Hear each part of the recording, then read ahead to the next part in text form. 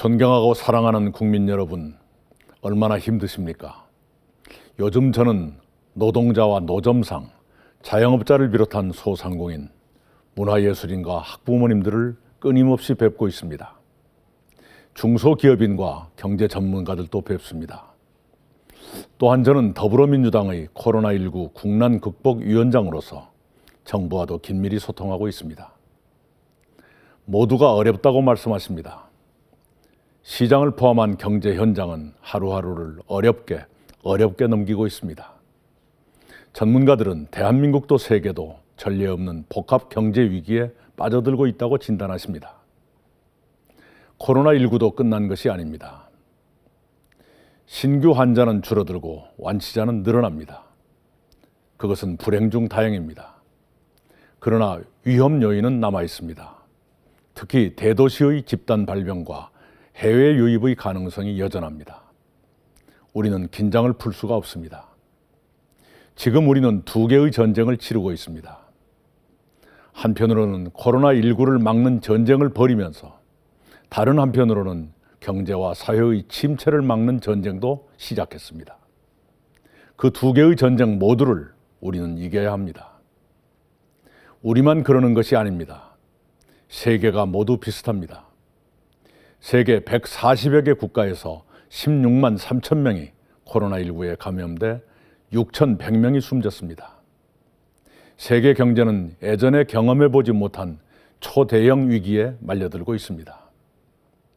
세계의 위기는 우리에게 심각하게 되돌아올 수 있습니다.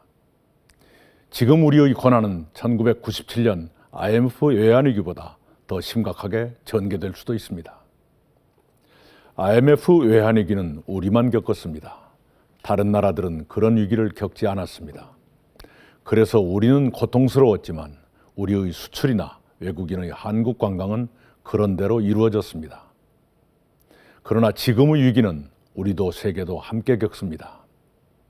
우리의 물건을 수입하는 나라들도 모두 어렵기 때문에 우리의 수출이 급격히 줄어듭니다. 국제 여행이 통제되기 때문에 우리에게 오는 관광객도 발이 묶입니다. 다만 우리 수출의 25%를 차지하는 중국으로 가는 수출이 되살아나면서 작은 숨통이 트였습니다. 그러나 그것은 작은 숨통일 뿐입니다. 우리는 험난한 고난의 계곡 위를 이제 막 걷기 시작했습니다. 앞으로 우리의 경제와 사회에 어떤 일이 닥칠지 비상하게 주목하며 위기가 현실로 되기 전에 대처하려 노력하고 있습니다. 그런 노력의 일환으로 정부는 대통령 주재 비상경제회의를 가동했습니다. 비상경제회의는 국내의 경제 상황을 실시간으로 점검하며 필요한 모든 조치를 더 빠르게, 더 강하게 취해주기 바랍니다. 저희 더불어민주당도 기존의 선거 관련 조직들을 대체하는 코로나19 국난극복위원회를 설치해 당력을 집중하고 있습니다. 저희들은 최고의 긴장을 유지하며 지혜와 용기를 내겠습니다. 야당과 국민 여러분께서도 함께해 주시리라 믿습니다. 존경하고 사랑하는 국민 여러분, 코로나19가 중국 우한에서 발생했다는 사실은 작년 12월 31일에야 국제사회에 처음 보고됐습니다. 우리나라에서는 1월 20일에 코로나19가 처음 확진됐습니다. 그 후로 2달 가까이 지났습니다. 그동안 우리 사회에서는 8,300분이 확진되셨고 81분이 목숨을 잃으셨습니다. 우리는 그렇게 돌아가신 가족의 장례도 제대로 모시지 못했습니다. 이 자리를 빌어 고인들의 명복을 빌며 유가족들께 깊은 위로의 마음을 전합니다. 뿐만이 아닙니다. 건강하신 국민들께서도 본인과 가족의 건강을 염려하며 불안하고 불편한 나날을 지내셨습니다. 지금도 마스크를 사려고 약국 앞에서 줄을 서십니다. 아이들은 유치원과 어린이집에 가지 못하고 학생들은 학교에 다니지 못합니다. 어르신들도 경로당에 나가지 못하십니다. 무료 급식소도 문을 닫아 이용자들께서 끼니를 챙기시기도 어려워졌습니다. 그렇게 우리의 경제도 사회도 위축됐습니다.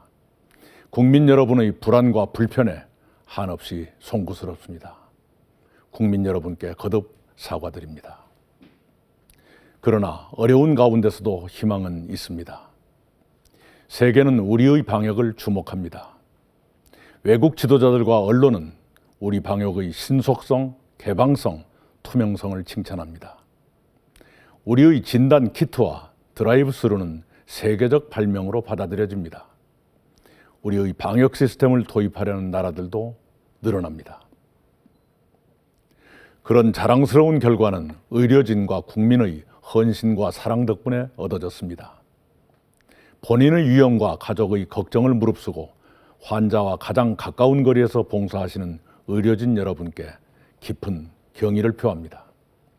병원과 생활치료센터에서 굳은 일도 마다하지 않으시는 군 장병과 자원봉사자 여러분께 각별한 감사를 드립니다.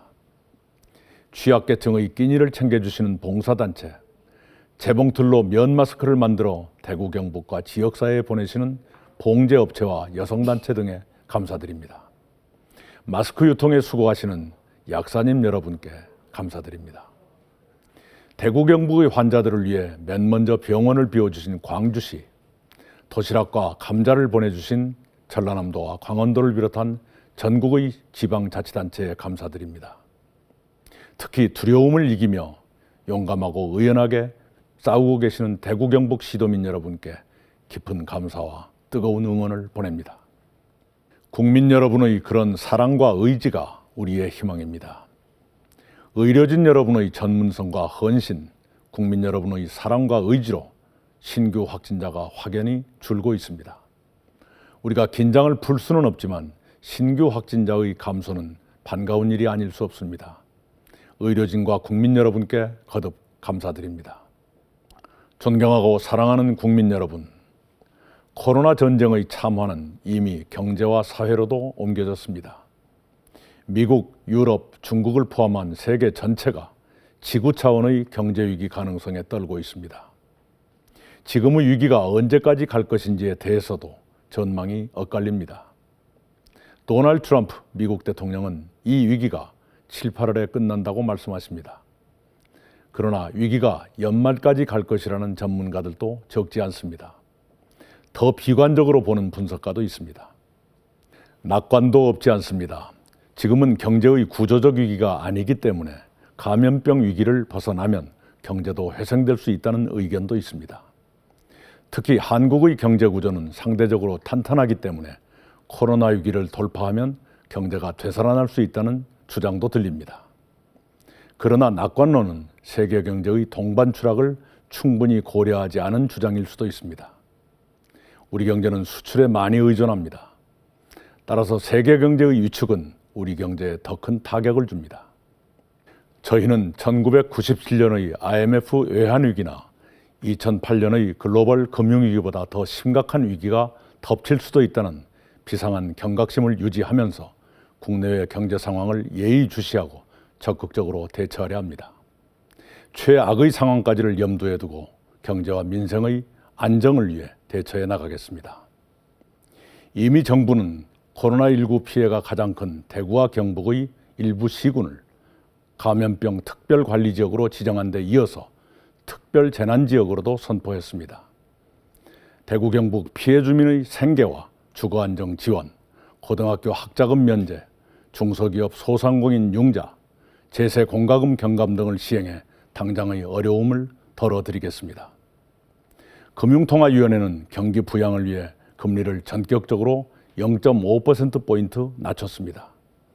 기준금리가 0.75%, 우리 역사상 처음으로 0%대 금리가 됐습니다. 통화당국도 현실을 그만큼 엄중하게 보고 있습니다. 그리고 국회는 11조 7천억 원 규모의 추가 경정 예산안을 의결해 주셨습니다. 우리는 추경까지 합쳐 모두 32조 원을 코로나19 관련 문제에 투입하게 됐습니다. 국민의 외출과 소비가 급격히 줄어들면서 크나큰 타격을 받는 음식, 숙박, 관광, 문화, 예술, 여가, 교육 등 서비스업 분야의 소상공인 자영업자들에 대한 지원이 이번 추경으로 확대될 것입니다. 특히 경영 긴급 안정자금 융자와 신용보증기금 출연을 통한 특례보증 등으로 소기업과 소상공인을 돕겠습니다. 그런 자금이 꼭 필요한 곳에 더 빠르게 지원되도록 면밀히 챙기겠습니다. 기초생활수급자와 아이를 기르는 가정 등에 지역사랑 상품권을 한시적으로 지급해 저소득층 생계와 육아를 도우며 소비도 촉진할 것입니다. 특별 재난지역 선포와 추경이 재난 복구에 충분하다고 생각하지 않습니다. 특별 재난지역 선포와 추경은 재난 지원의 시작일 뿐입니다. 저희 당은 정부와 함께 2차 추경을 검토하겠습니다. 앞으로 상황 전개를 세심히 점검하면서 기민하고 담대하게 대처하겠습니다. 존경하고 사랑하는 국민 여러분, 세계 경제와 국내 경제는 지금보다 훨씬 더 나빠질 가능성이 충분히 있다고 저희는 판단합니다. 그것은 추경 이상의 대응이 필요하게 될 수도 있다는 뜻입니다. 그래서 저희는 사태 진행을 보며 코로나 뉴딜도 검토할 필요가 있다고 생각합니다.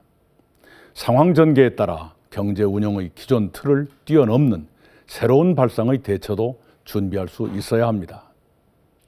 그러자면 내려놓을 수 있어야 합니다.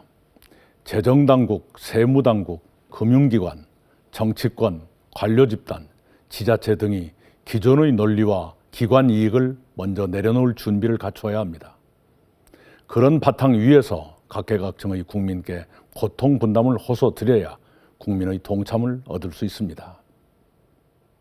혹시 경제와 민생이 심각한 위기에 빠지려 하는데도 재정과 세정, 금융과 정치가 평시의 연장선 위에서 대응할 수는 없는 노릇 아니겠습니까? 이 문제는 정부 및 정치권과 함께 진지하게 논의하겠습니다. 존경하고 사랑하는 국민 여러분, 대한민국은 수많은 시련과 국난을 극복하며 오늘의 번영을 이루었습니다.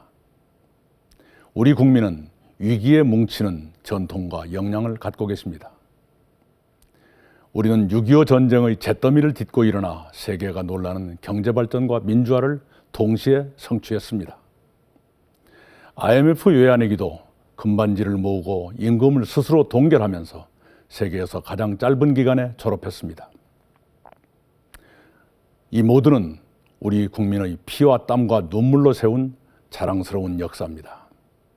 벌써 많은 국민께서 여러 가지 방식으로 고통을 분담하며 국난 극복에 동참하고 계십니다. 착한 임대운동은 이제 전국 곳곳으로 퍼지고 있습니다. 서울 동묘시장의 한 건물주는 이미 받으신 임대료의 일부를 세입상인에게 되돌려드리셨습니다.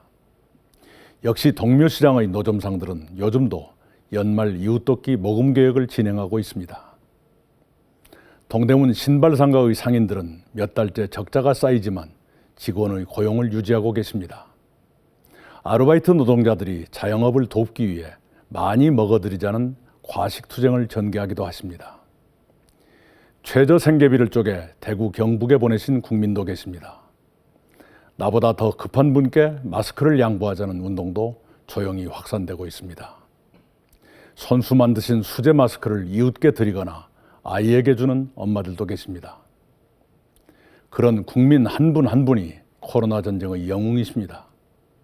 그런 영웅들이 계시기에 우리는 코로나 전쟁에서 이깁니다. 코로나19와 싸우는 전쟁에서도 이기고 경제사회의 침체를 막는 전쟁에서도 우리는 이길 것입니다. 과거에도 그러셨고 이번에도 그러시는 것처럼 국민 여러분의 마음을 모으면 못할 일이 없습니다. 그렇게 마음을 모아 이 국난을 극복하십시다. 저희 더불어민주당도 국민 여러분과 함께 이 국난을 극복하는 일에 모든 것을 쏟아 넣겠습니다. 때로는 정부를 꾸짖고 때로는 정부를 북돋우며 이 고난의 강을 국민 여러분과 함께 기필코 건너겠습니다.